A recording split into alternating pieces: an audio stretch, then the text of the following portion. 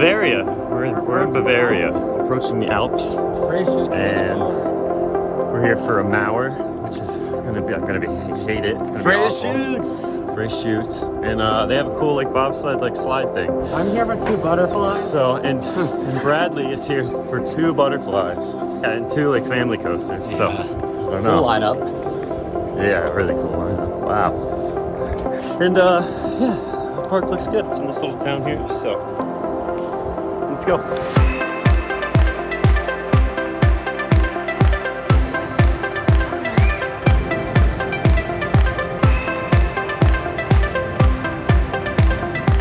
Bayern Park started as just a wildlife park with a playground, and then in 1991, classic rides like a train and carousel were added, along with a toboggan run. Don't see any rides yet, which I always love how they're hidden.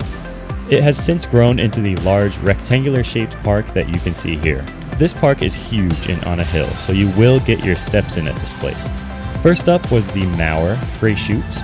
This coaster type isn't known for being the smoothest ride make, the X-Car. G-Force, the first X-Car model at Drayton Manor in the UK, is now closed. And then Rip Ride Rocket, which made this coaster type well known, isn't the most well-received ride ever, so the model really never took off. This coaster, like Rocket, has some exciting and original elements, but it is just a bit rough for me personally to really enjoy it. That was a lot better than expected. It's not too smooth. It's still shaky like how Rip Ride Rocket is, but much better coaster. The inversions are way more fun. Lots of hang time. It's just okay. It's just okay. Yeah. That's all I have to say. Yeah. Freischütz, or Free Shooter, opened in 2011 and is based on an opera taking place in a German forest. 2 marksmen fight over a girl, and there's 7 magic bullets. The last shot is controlled by the devil, and on Freischütz, you are that 7th bullet. In the station, you're shot right out of the barrel of the gun, and an inverted top hat and a couple heartline rolls are some of the elements and highlights of the ride for me. It's better than Rip Ride Rocket if I had to rank it somewhere. The others in the group I think liked it more than me, but really it's just a very average roller coaster. The real highlight is the disorienting queue that you walk through just to get to the station of this ride. It's an amazing funhouse-like setting with a large rock maze section. This section alone almost takes 1 minute to walk through, so after everything, the queue is a good 3-minute walk. A Funtime built tower is in the far corner of the park all the way downhill, so be prepared for the long trek back up. We just walked the length of an entire Alpine Slide. My very first Alpine Slide would come at Bayern Park. Not intimidating at all looking, these things are actually very hard to go full speed down though. It instantly became one of my favorite ride types ever, and it's something that I will always jump on now if I see another. These things are must rides in my book. They require quite a bit of balance, and it takes a bit of getting used to before you really can go fast. You really do get a bit of adrenaline on this seemingly gentle looking ride type.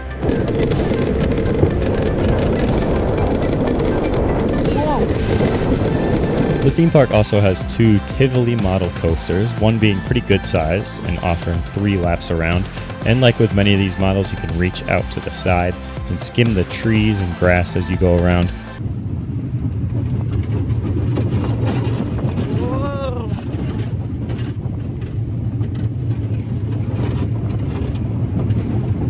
We also grabbed the outdoor butterfly coaster, something that has since closed for good, although an indoor model of the butterfly still remains in this park. Bradley's gonna miss one of his butterfly credits because it was indoors and it's closed. Are you upset that you're gonna miss a butterfly? Whoa! Bayern Park has a big collection of other rides, water rides, flat rides. It's a great place to spend a good half day to full day if you go on all the offerings that they have. Between the water rides, Alpine Slides, and other many activities to do in the park, you'll fill up half a day pretty easily. We were only here for 2 hours, and there was a lot more that we could have done after that.